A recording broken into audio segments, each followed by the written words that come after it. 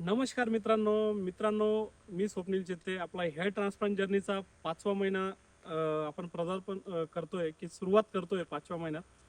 मित्रांनो, सर्वप्रथम तर मी तुम्हाला प्री ऑप आणि पोस्ट ऑप संपूर्ण माहिती देत आहो. मित्रांनो, हेअर ट्रान्सप्लांट जर्नी नंतर मला बऱ्याचशा मित्रांनी विचारलं, यूट्यूबला विचारलं होतं मध्यंतरी, की हेअर ट्रान्सप्लांट जर्नी करताना सुरुवात चालू करताना पेन होतो का, हेअरफॉल कधी होतो, केस पूर्ण कधी जातात. तर संपूर्ण मी तुम्हाला ही 5-6 महिन्यापर्यंतची जर्नीची संपूर्ण माहिती देणार आहे मित्रांनो. सर्वप्रथम तर आपण चालू करूया मित्रांनो. मी जसं की इलाइट हॉस्पिटलला गेलो. माझं सर्जरी डेला माझं सगळ्यात पहिले तर मार्किंग वगैरे झाली, डॉक्टरांशी कन्सल्टेशन झालं. त्यानंतर माझे केस पूर्ण ट्रिमर केले गेले आणि सगळ्यात पहिले तर मला एक ॲनेस्थेशिया डोस असतो, लोकल डोस दिला गेला, की मला काही त्याचा साईड इफेक्ट होतो का. संपूर्ण जर्नी मी तुम्हाला सगळी माहिती देत आहो.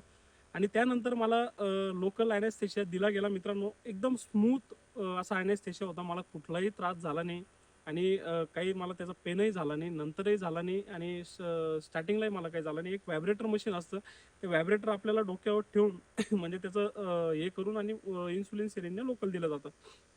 सगळ्यात प्रथम तर लोकल दिल्यानंतर सर्जरी जसं की चालू झालं, त्यानंतर कंप्लीट 1 मंथ नंतर माझे काही हेअरफॉल जे केस बसवलेले असतात आपण, ते हेअरफॉल सुरुवात झाली. आणि मला खूप टेन्शन आलेलं होतं की अरे यार, हे केस तर आलेले पूर्ण सगळे सडनली चालले आहेत की परत येतील की नाही, एक मनात भीती होती. मला यूट्यूबला देखील विचारलं गेलं होतं. पण मित्रांनो, तसं काही नाही आहे.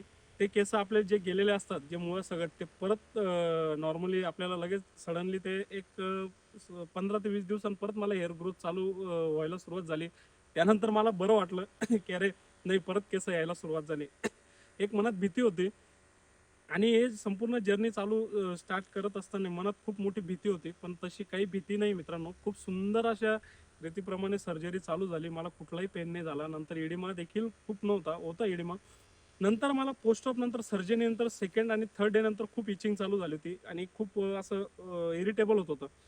तर मला एक साधारणतः डॉक्टरांनी सर्जरी नंतर इचिंग सेकंड डे नंतर खूप इचिंग चालू झाली होती. स्प्रे करायला लावला होता 1-1 तासानंतर. स्प्रे नंतर इचिंग बऱ्यापैकी कंट्रोल झाली. नंतर परत मला थोडंसं असं इरिटेबल खूप होत होतं. नंतर माझा हेअर वॉश दिला गेला हॉस्पिटलला एक 7 डेज नंतर. 7 दिवसानंतर जसा हेअर वॉश दिला, त्यानंतर मला खूप रिलीफ वाटलं, खूप बरं वाटलं. अरे यार, की खूप छान झालं म्हटलं आता हेअर वॉश दिल्यानंतर. मित्रांनो, तिथून पुढे मी जसं की प्रॉपर कन्सल्टेशन नंतर सरांनी मला काही टॅबलेट चालू केल्या, शॅम्पू चालू केला. शॅम्पू आपल्याला घरी गेल्यानंतर 1 मंथ नंतर जसं की आपल्याला दर 3 दिवसानंतर एकदा शॅम्पू करायचा असतो. शॅम्पू केल्यानंतर मिनॉक्सिडिल वापरायचं असतं. मिनॉक्सिडिल आपल्याला रोज रात्री अप्लाय करायचं असतं. हेअर पॅक किट दिलेलं असतं. ते प्रॉपर जर घेतलं तर हेअर ग्रोथही छान होते. आणि आपल्याला जे केस बाकीचे पातळ वगैरे असतात तेही छान येतात. मित्रांनो, दर महिन्याला पी असते. ती पी देखील स्मूथ अशी होते. कोणी म्हणतं अरे पी-आर-पीला मला मध्यंतरी वेळेमध्ये, आणि मला काही मित्रांनी देखील विचारलं, अरे पी-आर-पीला खूप त्रास होतो, खूप पेन होतो. मित्रांनो, माझा एक्सपिरियन्स सांगतोय मी. माझे 4 पी-आर-पी कंप्लीट झालेले आहेत. मला या पूर्ण जर्नीमध्ये कुठलाही त्रास झालेला नाही आहे. मी खरंच सांगतोय, एकदम स्मूथ जर्नी अशी झालेली आहे. आणि ही संपूर्ण जर्नी माझी इलाइट हॉस्पिटललाच झालेली होती. माझी पी-आर-पी स्मूथ झालेली आहे. आणि बघू शकता मित्रांनो, आता माझा 5वा महिना आहे. मला बरेच जण म्हटलं होतं का 8 महिना 9 महिने लागतात रिझल्टला. पण मित्रांनो, मी समोर तुम्हाला जे आहे सत्य आणि जे ओरिजिनल आहे ते दाखवतो. माझा हा 5वा महिना स्टार्ट झालेला आहे. 5व्या महिन्यात मला बऱ्यापैकी ग्रोथ खूप सुंदर झालेली आहे. मित्रांनो, राहिला डोनर एरियाचा विषय. डोनर एरिया देखील तुम्ही म्हणू शकत नाही की हेअर ट्रान्सप्लांट झालेले, माझे ग्राफ्ट जिथून उचललेले आहेत ते देखील तुम्हाला कळणार नाही. खूप सुंदर असे संपूर्ण मागचे केस आहेत. केस असं कळत नाही की मी हेअर ट्रान्सप्लांट केलेलं आहे ज्यांनी. तर पुढचे देखील एकदम सुंदर असे आलेले आहेत. आणि खूप छान म्हणजे माझी जर्नी खूप छान आहे.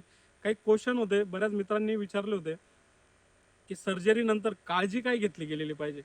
काळजी मित्रांनो, प्रॉपर आपण शॅम्पू, टॅबलेट्स आणि पी-आर-पी टाईमावर केलं गेलं पाहिजे. पुढचे 9 महिनेपर्यंत डॉक्टरांचं ओपिनियन कन्सल्टेशन प्रॉपर केलं गेलं पाहिजे. ज्या डेटला सांगितलं ती डेट पूर्ण पाळलं गेलं पाहिजे.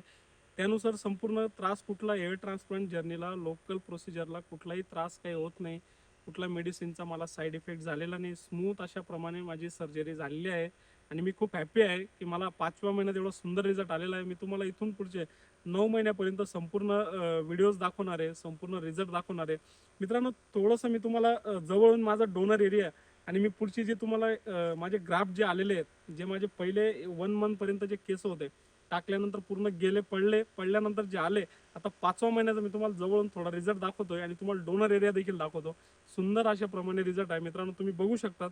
तुम्हाला मी जवळून दाखवतो. हेअर पॅक पूर्ण लाईन दाखवतो केसांची, बघू शकतात. सुंदर प्रमाणे अशी माझी ग्राफ्टची पोझिशन आहे आणि खूप छान 5व्या महिन्यातच खूप छान रिझल्ट आलेला आहे मित्रांनो. मी तुम्हाला डोनर एरिया देखील दाखवतो. हा डोनर एरिया पूर्ण माझा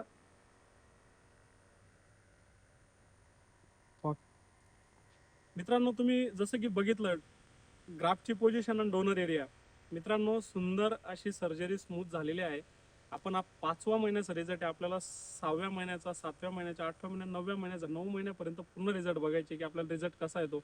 मी तुम्हाला काही मध्ये काही त्रास झाला असेल तर तेही दाखवणार आहे. एअरफॉल झाला, काही अडचण आली तर ते सुद्धा तुम्हाला व्हिडिओ मार्फत संपूर्ण माहिती देणार आहे मित्रांनो. चॅनलला लाईक करा, सबस्क्राईब करा, कमेंट करा. थँक्यू.